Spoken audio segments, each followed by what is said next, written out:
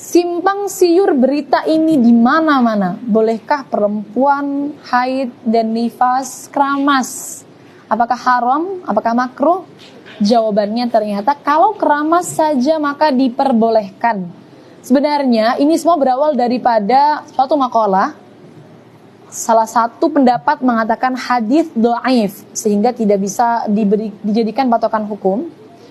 Di dalam makalah tersebut disebutkan bahwa ketika ada satu anggota daripada orang yang berhadas besar ini terpisah sebelum dia mandi besar, maka nanti anggota tersebut akan kembali kepadanya di hari kiamat dalam keadaan jinabat. Hadis ini atau makalah ini tidak bisa mencetuskan hukum haram. Ini hanya sebatas sunnah bagi perempuan untuk tidak menghilangkan anggota tubuhnya dalam keadaan haid. Maksudnya adalah semisal potong kuku atau potong rambut atau merontokkan rambut dengan cara bersisir. Kalau memang sisiran dia yakin akan merontokkan rambut, maka berarti kegiatan ini menyalahi kesunahan. Pol-polnya hukumnya adalah makruh, tidak sampai haram. Jadi teman-teman sekalian jangan khawatir. Keramas boleh dilakukan dalam keadaan haid atau nifas. Silahkan keramas. Semisal tetap ingin melakukan kesunahan, maka ketika keramas jangan sampai melakukan gerakan-gerakan yang bisa merontokkan rambut. Kalau memang tidak bisa dihindari harus merontokkan rambut, ya maka berarti tidak masalah. Dia berarti tidak melakukan kesunahan.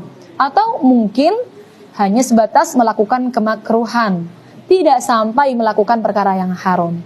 Kalangan wanita di berbagai desa dan daerah memang sudah menjamur seperti ini. Kalau semisal dalam keadaan haid, rambut yang rontok dikumpulkan. Kalau sisiran harus dikumpulkan. Berawal dari makalah tadi yang mengatakan bahwa rambut yang terpisah atau anggota yang terpisah akan kembali kepada orang yang haid atau orang yang junub dalam keadaan junub nanti di hari kiamat. Ternyata kalau kita lihat daripada hukum fikihnya, apakah harus mengumpulkan seperti ini? Jawabannya adalah untuk perempuan mengumpulkan rambut dan memendamnya itu bukan karena haid saja. Dianjurkan mengumpulkan rambut yang rontok dan memendamnya sekira tidak terlihat oleh orang-orang yang bukan mahramnya, baik dalam keadaan haid ataupun tidak dalam keadaan haid, dalam keadaan suci. Jadi mengumpulkan rambut tidak haid ataupun haid itu dianjurkan dalam syariat. Tapi kemudian setelah dikumpulkan dipendam atau ditaruh di tempat sekira tidak terlihat oleh orang-orang yang bukan mahramnya, lelaki yang bukan mahramnya. Nah, yang salah kaprah lagi biasanya setelah dikumpulkan kemudian ikut dimandikan ketika mandi besar. Ini tidak ada keharusannya, bahkan sunnah pun tidak.